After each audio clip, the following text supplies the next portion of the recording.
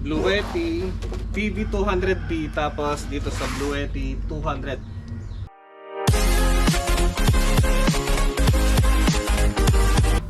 So ito yung mas naunang Bluetti na solar panel ko na foldable. Ito. So i-compare natin ngayon sa bago na ito. So pares lang sila guys na 200 watts na solar panel, monocrystalline, foldable ni Bluetti. So dito sa old na gamit ko ay eto, natanggal nung ito, nabunot. Kasi nga hindi ko nailigpit nung bumagyo. So natanggal ito. So nilagyan ko ng ng epoxy. So mayroon siyang isang diode dito na bypass. Para silang may bulsa. Tapos yung MC4 connector, meron din silang pareho. Okay. So ito yung PV200 at ito naman yung PV200B. Mas matibay yung yung bago yung PV200D. Dito yung kanyang texture ay parang foamy siya na may pagka-design na honeycomb. Design lang niya guys, pero yung kanyang texture malambot. Bali ang matigas lang dito ay yung mismong solar panel. Check natin. Yun ito lang yung matigas, mismong ito.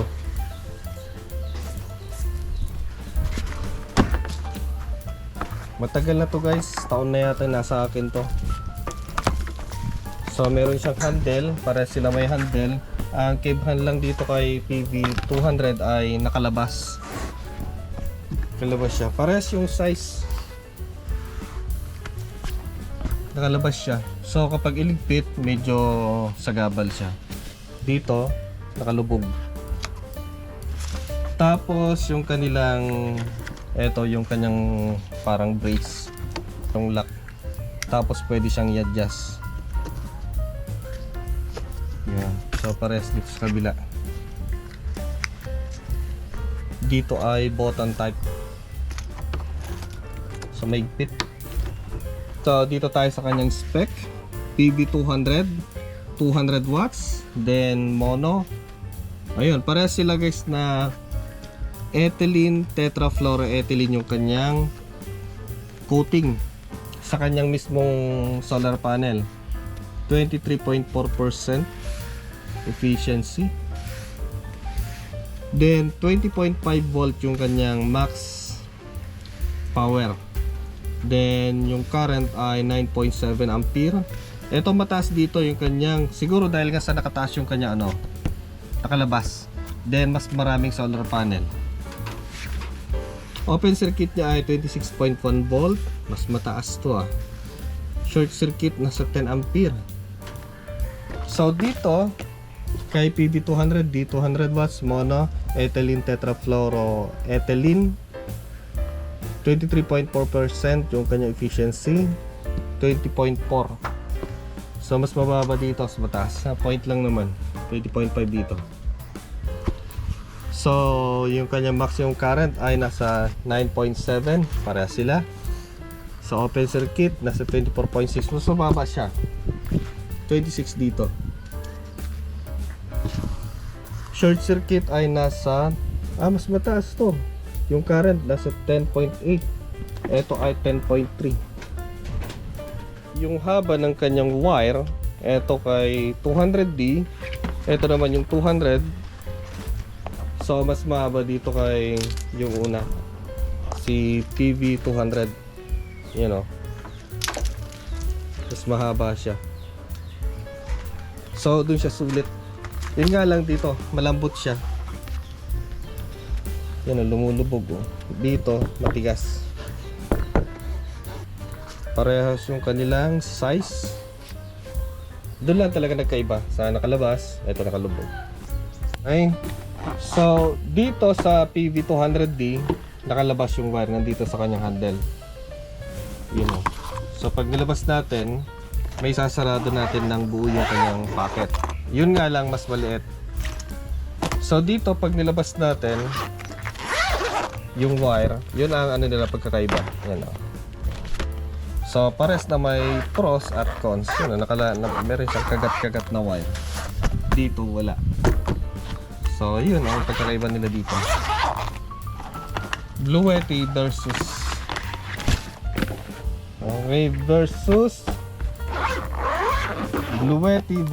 Bluetti. So yan, mas maliit dito.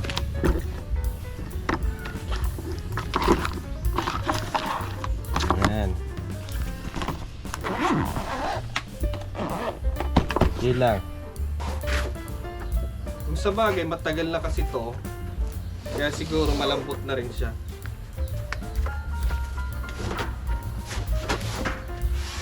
Yan ah.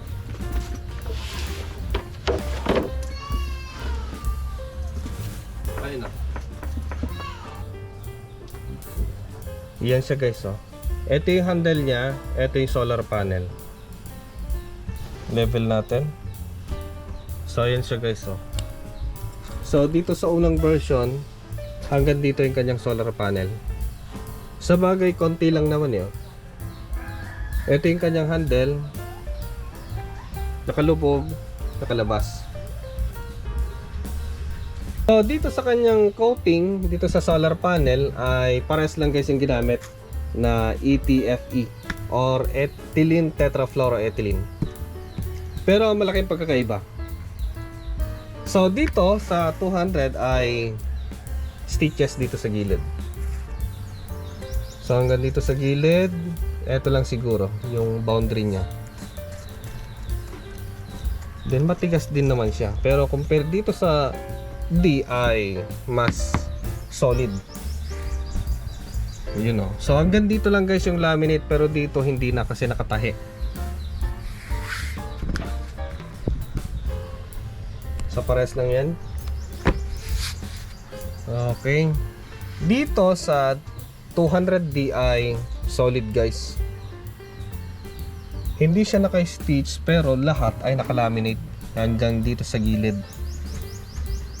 Kaya sa kanyang waterproofing, mas maganda to. Tapos napansin ko dito guys yung kanyang mga bus bar. Dito bilangin natin.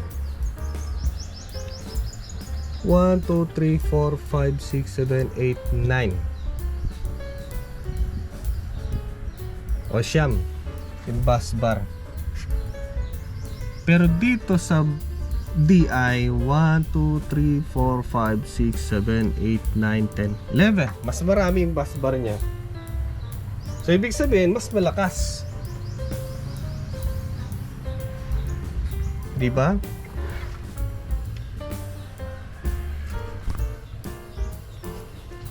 Pero yung ano niya, yung laminate talaga. Importante kasi yung pagka-laminate niya. Kasi doon nagbabase kung gaano katagal natin pwedeng hayaan na mababasa.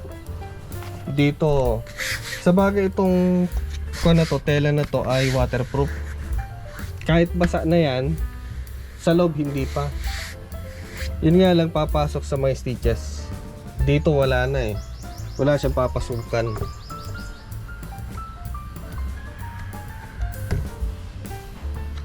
Nakalaminate na lahat.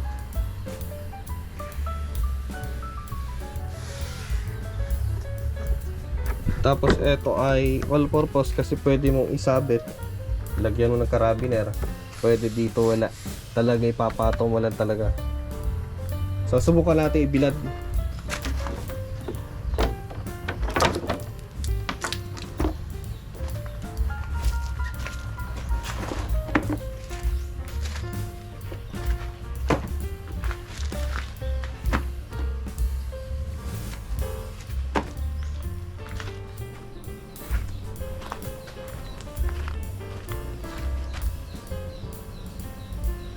I-check natin yung open circuit ng 200 watts, yung unang solar panel ko. So nasa 23.6. Kanina tinest ko kaninang bagong latag ko nasa 24.5. So mataas kasi nga malamig pa. Ngayon medyo mainit na. So bumaba na siya na hanggang 23.5 or 24 volt DC. So yan yung isa, itong TD200D.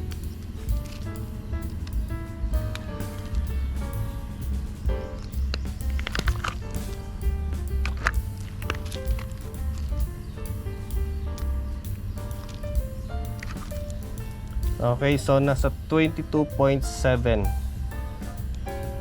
Yan, kita nyo ba? 22.7.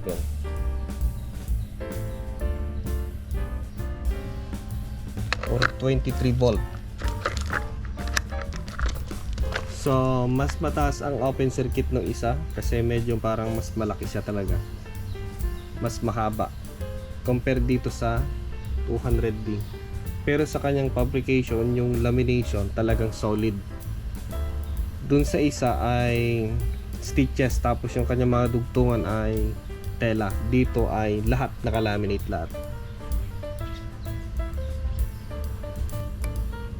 Una na solar panel. Mahaba yung kanyang wire, you know. Yun ang sulit sa kanya. Siyempre matagal na rin yan. Subukan natin.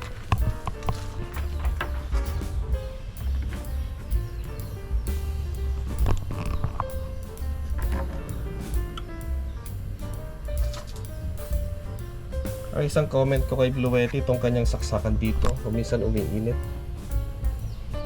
So kung 500 watts, mas mainit na naman yan. Sana yung XT90 or XT60 na lang sana ginamit niya.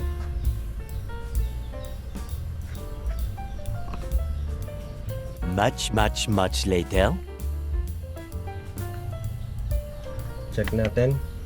So nasa 89 watts. So may nag-comment na bakit daw hindi natin naabot yung kumbaga 200 watts na talagang maximum na wattage na nakukuha natin sa harvest ni Bluetti na ganyan. So hindi kasi guys, yung battery kasi nito ay nasa 32 volt. So hindi natin makukuha yun kasi nga mas mataas yung battery, yung voltage niya kaysa yung voltage ng ating solar panel. Pag 12 volt yun pwede, mas mataas pa. And subukan din natin yung isa. Kanina, nasubukan ko sa hanggang 90, umabot pa ng 100 watts. Okay, then sa isa, subukan natin.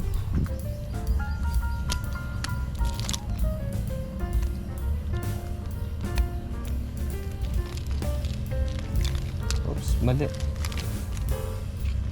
Meron kasi kung minsan yung instances na natatanggal yung sleeve sa loob, yung contact, kaya kine-check ko. Yun, okay. Para maiwasan yung pag-init. So ngayon guys, ay si PB200D na isasaksak natin. Bukan natin, like yung wire nya. Kapit natin.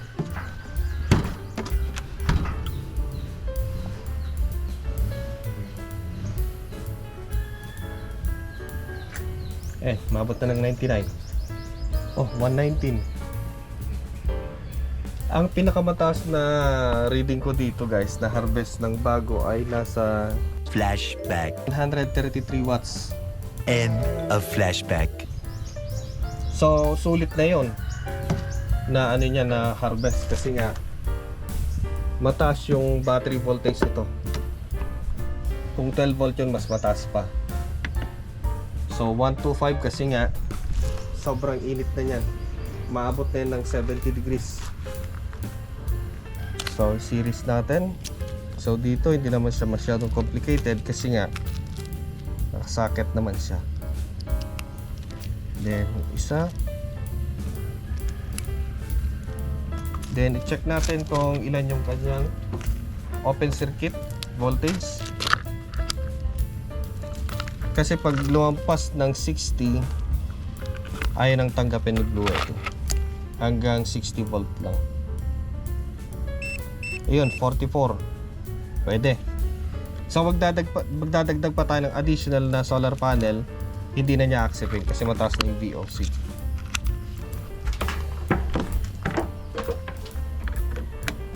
Tingnan natin kung ano yung pinakamataas.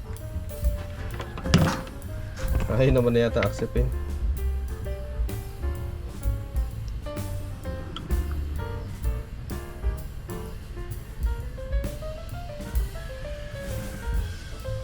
157, 175, 184. Mahina na kasi yung isang foldable panel ni Bluetti. Sayang.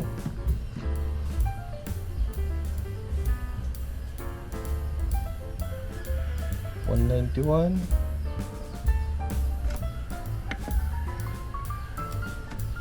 So hindi maabot na 200. Hindi niya inabot. Okay, so hanggang 195 lang talaga yung pinaka max na niya na wattage. Siguro kung yung battery ni Bluetti ay naka 12 volt default, malamang siguro mas pataas pa yung ating ma-harvest. So dahil nasa 32 volt ay hindi natin maabot talaga. At isa pa ay bagsak na talaga yung capacity ng isa. Sayang. Ito talagang bagong-bago pa siya.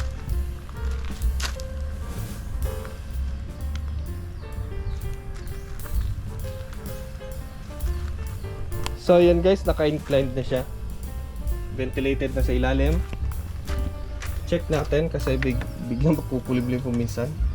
Yung tumataas. 187, 191. Taas pa. 195.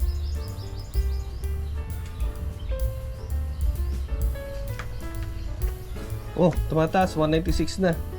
97. 198.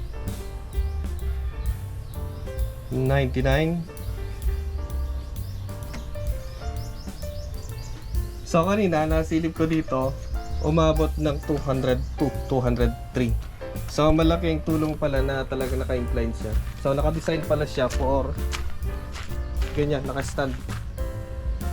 Hindi talaga naka-daplak na pag naka-daplak kasi mainit. Malaking yan. Malaking kabawasan pag sa efficiency niya pag mainit yung solar panel. Pag ganyan, malamig sa ilalim. Ventilated siya.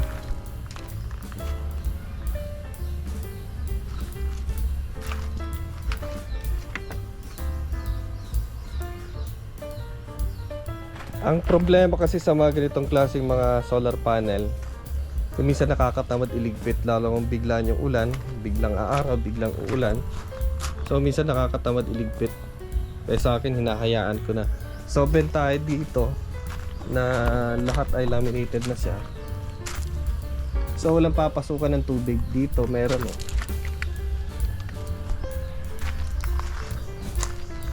So kahit hayaan mo na dyan,